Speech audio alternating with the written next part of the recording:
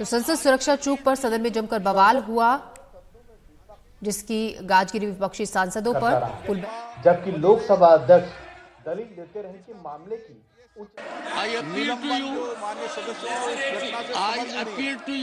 संसद के दोनों सदनों में विपक्ष गृह मंत्री के बयान की मांग करता रहा, जबकि लोकसभा अध्यक्ष दलील देते रहे कि मामले की उच्च स्तरीय जांच हो रही है। ये दुर्भाग्यपूर्ण है कि हम इस घटनाओं को लेकर कुछ राजनीति कर रहे हैं। ये किसी भी तरह की राजनीति करने वाली घटनाएं नहीं है। और मगर विपक्ष अपनी मांग पर टिका रहा। विपक्षी सांसदों ने वेल में आके नारे लगाए। 3 सदस्य तो सभापति के चेयर के पास गए। बस फिर क्या, 33 सदस्य सस्पेंड कर दिए गए। इनमें से कांग्रेस के अधीर रंजन चौधरी समेत कांग्रेस के 11 सांसद, टीएमसी के 9, डीएमके के 9 और अन्य विपक्षी दलों के 4 सांसद शामिल हैं। 3 सांसदों का मामला प्रिविलेज कमेटी को भेजा गया।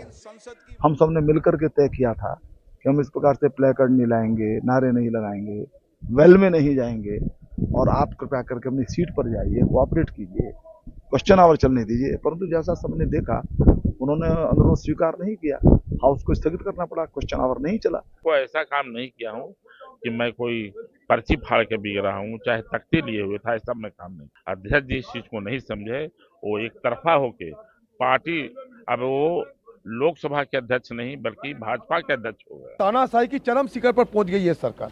इसमें हर्जा क्या था? आसमान तो नहीं टूट पड़ते, पहाड़ तो नहीं टूट पड़ता अगर सदन में आके एक बयान पेश करते तो आपको अभी भी मांग पड़ रहे हैं कि अमित शाह को बयान देना होगा? बिल्कुल। इसके बाद राज्यसभा की कार्रवाई शुरू होते ही भारी हंगामा हुआ। दोनों सदनों में एक ही मुद्दे पर विपक्ष का विरोध जारी रहा।